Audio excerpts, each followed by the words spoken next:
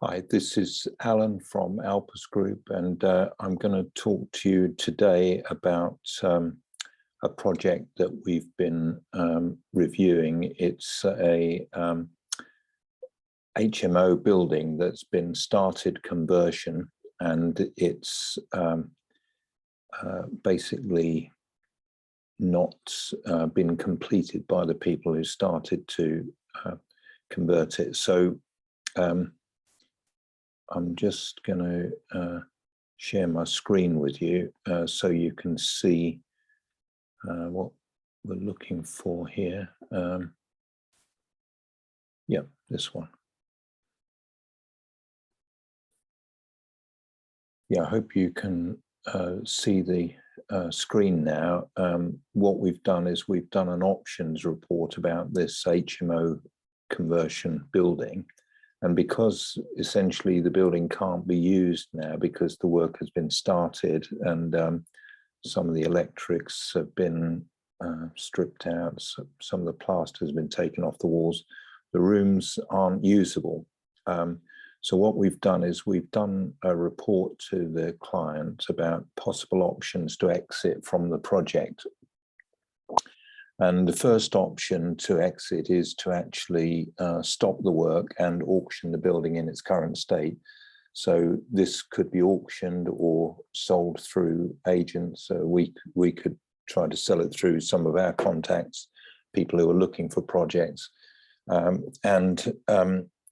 We can show figures to prove that this project works, either as an HMO.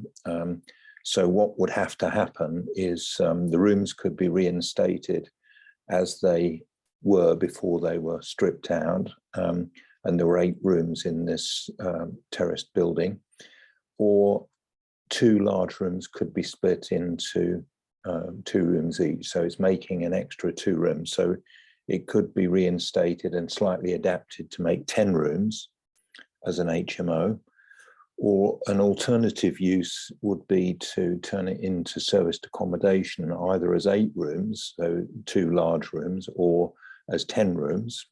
And there are other options as well. You could convert the house back to a single dwelling house, or alternatively, you could consider converting it to a 1-bedroom flat on the ground floor, and then a 2-story maisonette, probably 3 or 4 bedrooms on the 1st and 2nd floors.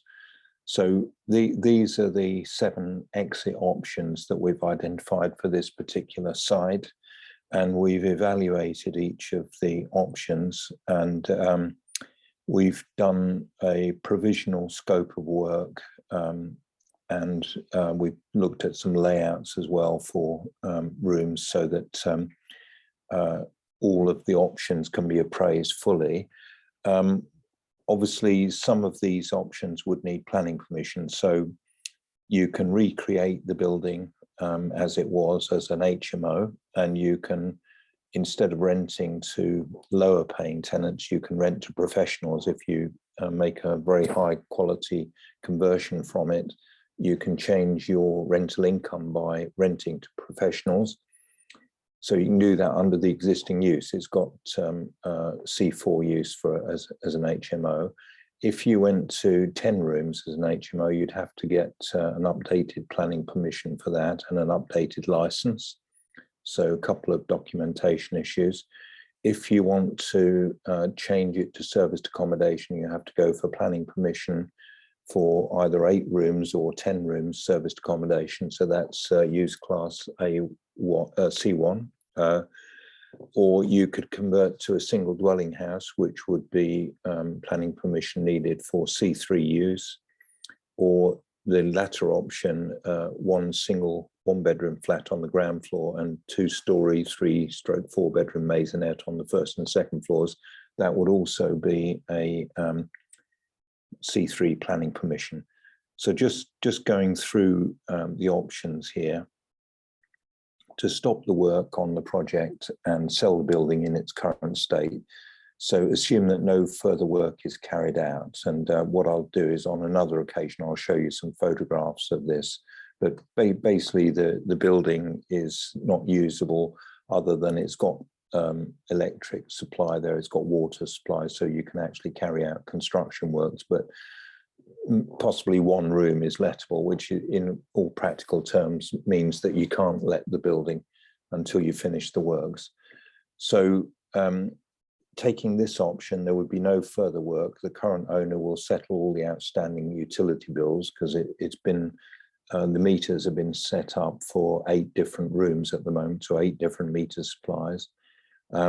You could post the project on an online auction or put it on a local auction, and you could sell the property probably within 2 to 3 months, depending on the date of the auction, or you could advertise it through agents and hopefully find a buyer that way before it went to auction, or at the auction, or post-auction.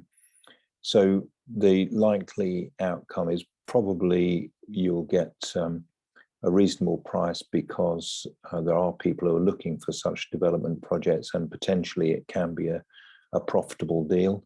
And our assessment of the price would be around about $250,000. Obviously, it's not exact science, because you've got to go out to the marketplace and see who's actually looking for such projects and find somebody who's interested in buying in that area. So option number 2 is reinstatement of the works as an HMO. So that's its current usage, no planning permission needed, 8 rooms. So there would need to be architectural, mechanical, plumbing drawings prepared for tender or negotiated contract. Obviously, fire alarms, emergency lighting, access control would need to be covered. And you could reinstate the rooms as per the original layout and design, and treat the works as a refurbishment. So essentially, there's no other planning permissions needed, no other licenses needed, but the building would have been extremely thoroughly refurbished. Some rooms have been stripped out back to brickwork, and therefore will need to be repaired, replastered, redecorated. Some fire doors are missing and would need to be replaced, along with all the ironmongery, architraves, etc. New carpets will be needed throughout. Durable carpets will be needed in public areas for staircases, vinyl flooring needed in the bathroom areas. Obviously, bathroom and shower areas need to be fully tiled and decorated. The plumbing installations reinstated where it's been stripped out. A lot of work to do, but we've got a price for that from a local contractor, and we can tell you about that story in another video. But this is just the principle of how you could exit from this project.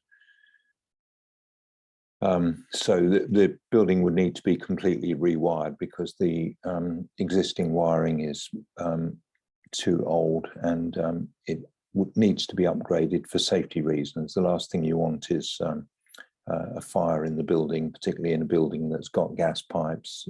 Yeah, it's needs to be fully rewired. We've got an approximate price for this work, and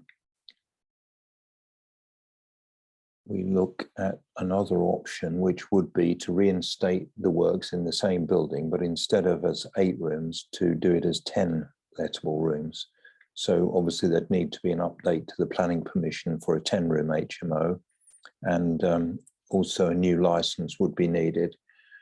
Designs would be needed, architectural, structural. We need to check structures of the first and second floors, because whereas there are no partitions at the moment, what you'll be doing is introducing partitions, splitting 2 of the rooms, and there needs to be a clear load-bearing structure in place for taking those additional loads, partitions, and also sanitary ware and so on, which is heavy. Also additional loading, because instead of 2 large rooms, you were going to be having 4 rooms in that location.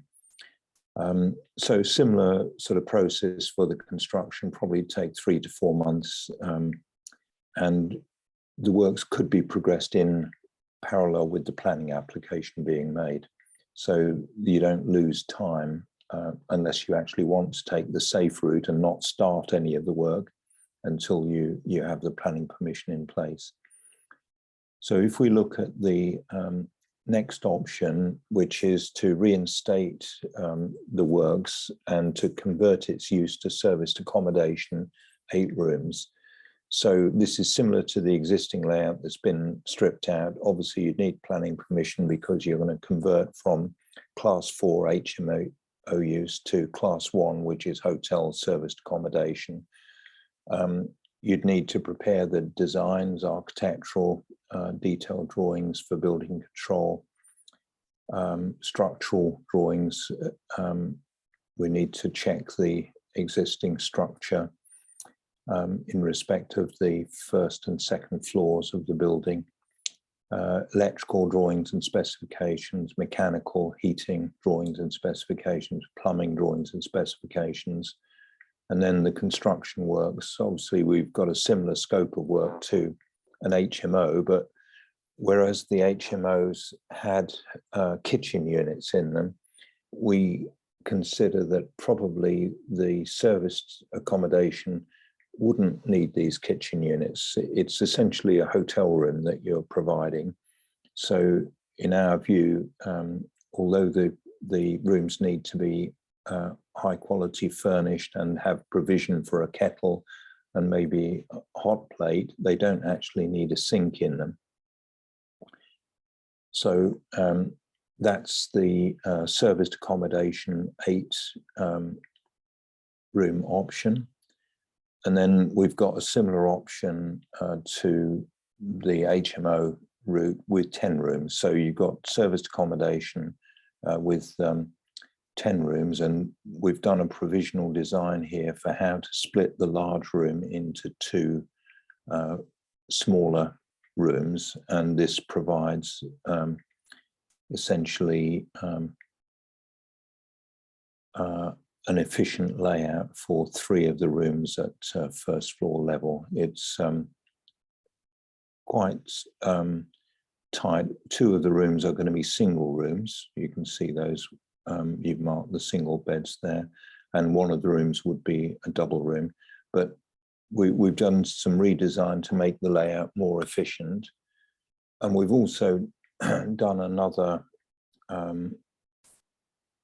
design which is an alternative, just options for consideration. So essentially we're replanning and we're using the space efficiently, and we're carrying out a similar scope of works to what was described in the HMO option, but we're not providing the kitchen units, which were and are currently in the building. Some of them have been stripped out, some of them are left there. So next option that we have is to reinstate the works and convert it to be used as a single dwelling house. Now, this is going to be an entirely different design. It's a building on 3 levels, ground, first and second floor, and the layout and the switching of the electrics, the whole functioning of the house is going to be different to what's currently there. It's currently split into 8 lettable rooms, and what we would want to do is reconsider the use of the spaces, open up the ground floor into the back garden. It's got an area that could be used for a barbecue and a nice seating area in the back garden, and completely redesigned for Class 3, which is dwelling house residential. So that's another exit route 6. Similar scope of work, but different design. And obviously, if you wanted to take the low risk route, you would wait until you got planning permission before you actually did the alterations. So option 7 is to split the building into a single ground floor flat and also a 3 or 4 bedroom maisonette on the first and second floors. We've done this sort of thing in London, and it's quite an efficient design. You get the maximum usage out of the building. If you're an investor, you get 2 units to rent, whereas a large house may be less attractive in that location. two flats not far from the centre of the town, or a flat and a maisonette, could be quite an attractive proposition and more marketable than a large house, give a better return.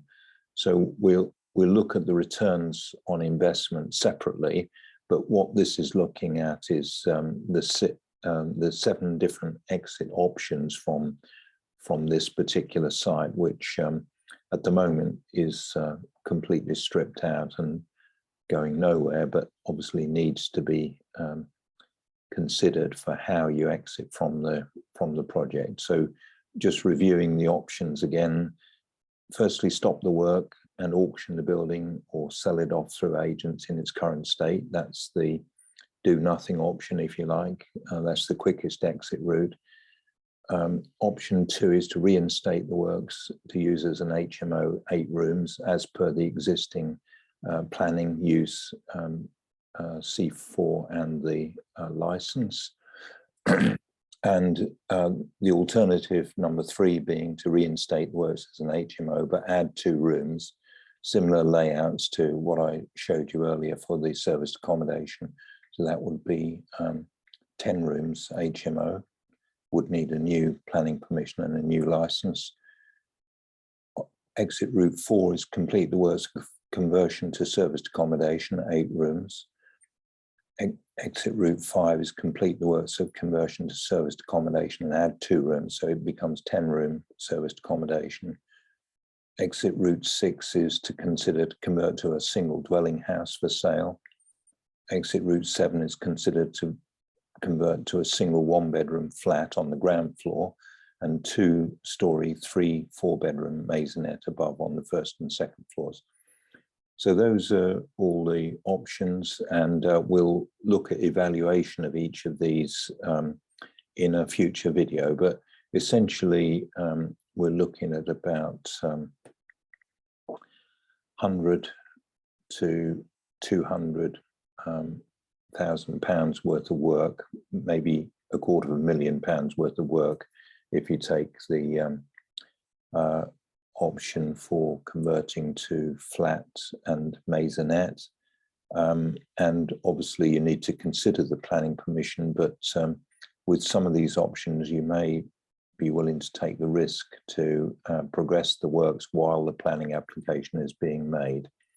You can obviously arrange a pre-application discussion with the council, but this is a current project, a real project that we're looking at the moment, and we will be reviewing in more detail some of the workings of this one, but it's an interesting exercise, and just showing you briefly here these revised design layouts where you can make the design work more efficiently.